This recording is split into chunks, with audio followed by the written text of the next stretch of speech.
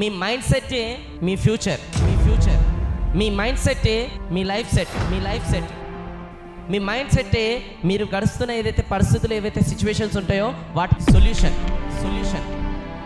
ఇప్పుడు ఈరోజు bill gates వాళ్ళ కొడుకుకేం అవసరం? ఇంకా నేను కూడా ఒక మంచి బిల్ గేట్స్ కావాలి, నేను కూడా మంచి డబ్బులు సంపాదించాలి. మీ తల్లిదండ్రులు ఎవరు? మీరు ఎలాంటి విలేజ్లో ఉన్నారు? మీరు ఎలాంటి స్కూల్లో చదువుతున్నారు? ఎలాంటి కాలేజీలో చదువుతున్నారు? నీకు ఎవరు సపోర్ట్ చేస్తున్నారు?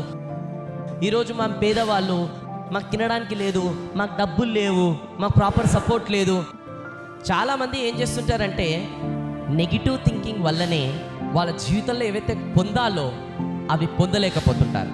బికాస్ ఆఫ్ పాజిటివ్ థింకింగ్ వల్లనే కొంతమంది జీవితంలో ఏవైతే పొందాలో అవి పొందుతున్నారు.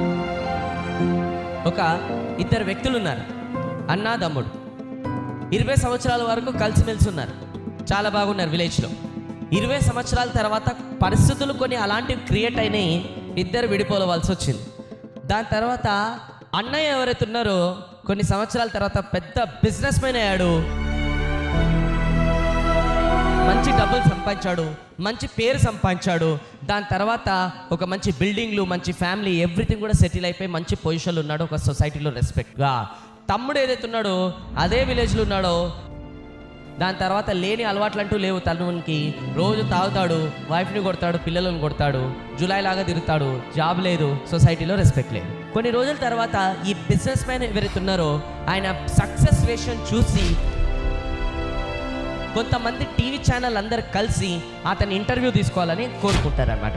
అప్పుడు వాళ్ళు ఏం రీసెర్చ్ చేస్తారంటే ఫస్ట్ ఇతని ఇంటర్వ్యూ తీసుకునే ముందు ఇతను ఏ విలేజ్ నుంచి వచ్చారు, ఎక్కడి నుంచి పుట్టొచ్చారు, ఇతని కుటుంబ సభ్యులు ఎవరు, ఫస్ట్ వాళ్ళ ఇంటర్వ్యూ తీసుకొని తర్వాత అతని ఇంటర్వ్యూ తీసుకుంటామని అనుకుంటారు. అప్పుడు రీసెర్చ్ చేసినట్టయితే వాళ్ళ తల్లిదండ్రులు చిన్నప్పుడే చనిపోయారు. దాని తర్వాత ఈయన తమ్ముని దగ్గర ఇంటర్వ్యూ తీసుకుందామని తమ్ముని దగ్గరికి పరిగెత్తుకుంటూ వెళ్తారు. తమ్ముని దగ్గరికి వెళ్ళిన తర్వాత మైక్ ఇస్తారు. సార్, ఈరోజు మీరు ఇలా ఉన్నారు కదా, దీనికి రీజన్ ఏంటి? ఏం చెప్పమంటారండి, మా తండ్రి పెద్ద తాగుబోతు, రోజు తాగేసి వచ్చి మా అమ్మగారిని కొడతాడు, నన్ను కొడతాడు, మా అన్నని కొడతాడు. దాని తర్వాత రోజు గలీజ్ మాటలు తిరుగుతుంటాడు అనమాట.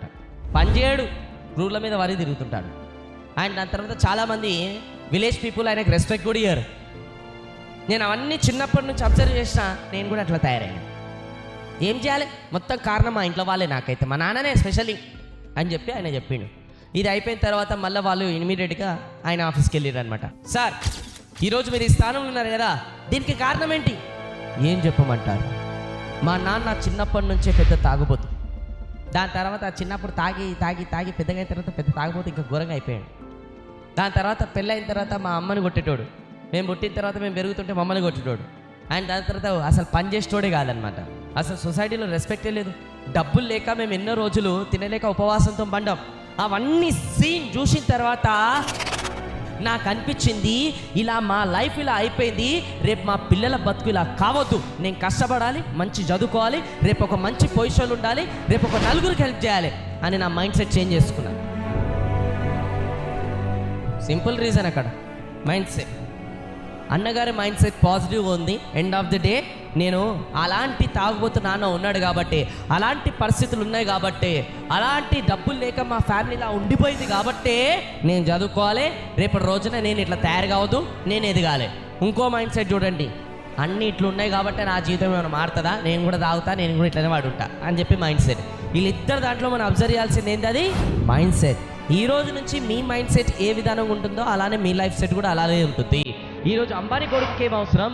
మా బిజినెస్ కూడా ఇంకా గ్రో కావాలి, ఇంకా మేము ఎదగాలి, ఇంకా ఎదగాలని తపన ఉంది. ఈరోజు మనం ఏమీ లేకున్నా కూడా ఇంకా ఎదగాలని తపన లేదు. అసలు మనకే ఉండాలి వాళ్ళకన్నా ఎక్కువ తపన ఎదగాలని లైఫ్లో.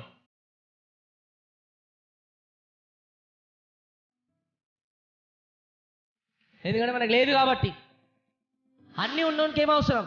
ఏది లేదు అంటే ఎదగాలని కోరిక ఉండాలి, తపన ఉండాలి, కష్టపడాలని మనస్తత్వం ఉండాలి. ఈరోజు అన్ని లేకున్నా కూడా హ్యాపీగా అక్కడనే పడి ఉంటారు కంఫర్ట్ లైఫ్లో. You should break your comfort life if you want to achieve anything. ఎప్పటి వరకు అయితే ఆ కంఫర్ట్ లైఫ్ని బ్రేక్ చేయవో, ఆ రొటీన్ లైఫ్ని బ్రేక్ చేయవో, అప్పటి వరకు మీరు సక్సెస్ అనేది సాధించడం చాలా చాలా కష్టం.